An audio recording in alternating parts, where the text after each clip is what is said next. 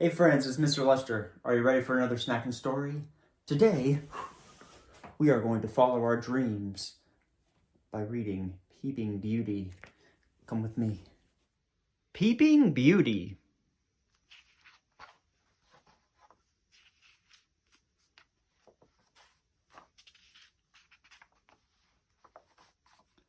Paulette wanted to be a famous ballerina.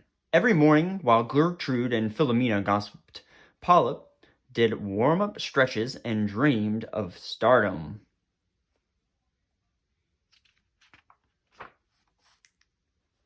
In the afternoon, while Claudine and Zelda scratched in the garden, Paulette danced her heart out. "You're nuts," said Claudine. "Who ever heard of a dancing hen?" "I'll be the first," said Paulette. "I have to follow my dream."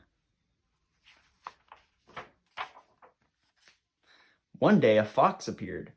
"I've been watching you from my hill," he said to Paulette. "You have talent. Have you ever performed on stage?" Paulette shook her head. "I've only danced around the farm, but I plan to be famous someday." "I can help you," the fox exclaimed. "I happen to be a talent scout in New York City. Right now I'm hiring dancers for a new ballet called Peeping Beauty. Come audition for me tomorrow night." "We hens never go off with strangers," said Paulette, "especially strange foxes." But a few days later, the fox was back. "I have everything ready," he said. "I've even built a special stage for you on my hill." Paulette thought about her future.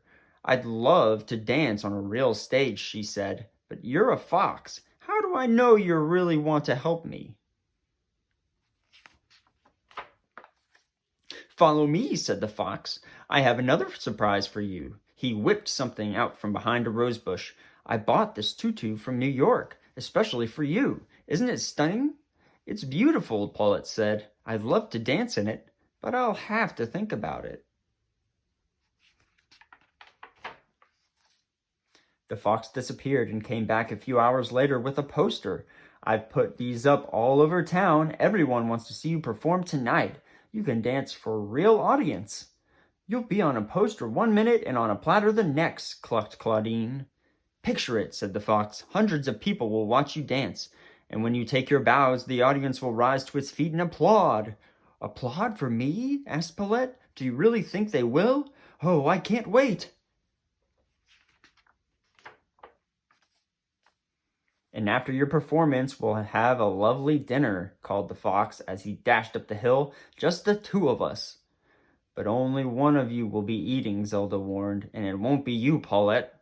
"Stop trying to spoil my big chance," snapped Paulette. "The fox wouldn't go through all this trouble just to eat me. You silly hens can spend your lives laying eggs and scratching for bugs, but I have talent. Tonight I'll become a star."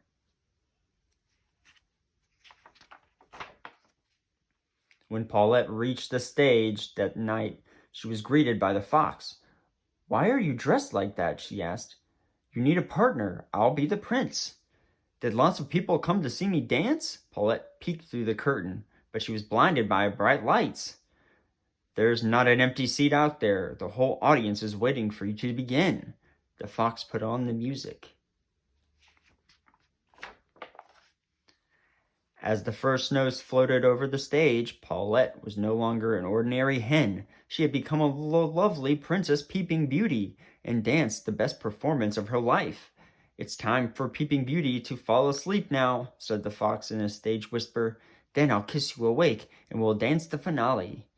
Paulette pretended to prick her wing on the spindle. After a series of dizzying turns, she swooned onto a couch in the center stage. She waited for the fox's kiss, but nothing happened. When she opened her eyes, the fox's lips weren't puckered at all.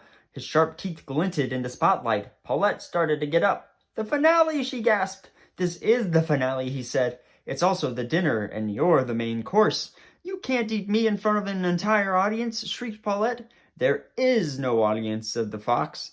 "Then surely you couldn't eat a hen as talented as me." "A chicken dinner is still a chicken dinner, no matter how talented she is," said the fox. Suddenly Paulette had an idea. "All those hours of practice have made my muscles strong and hard, and tough. They don't call me Thunder Drumsticks for nothing," she shouted.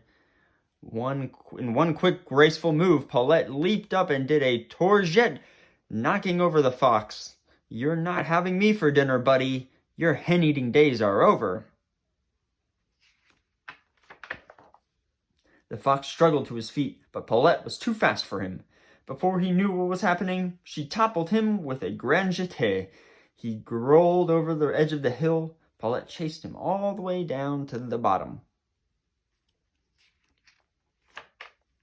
The fox tumbled to a stop against the chicken coop. The other hens came running.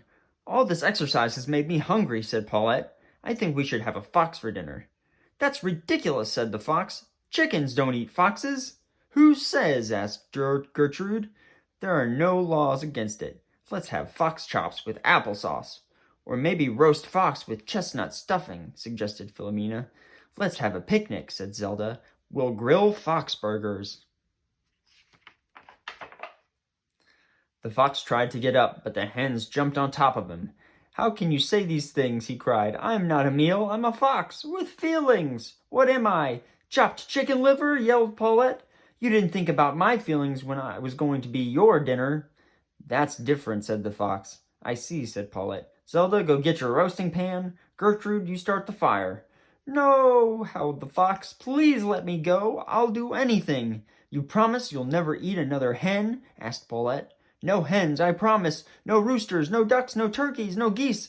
I'll become a vegetarian." The hens laughed as they let the fox escape. "Do you think he'll keep his word?" asked Gertrude. "Probably not," said Paulette. "As a fox is still a fox, no matter what he promises, but a talented hen will never be a chicken dinner." The end.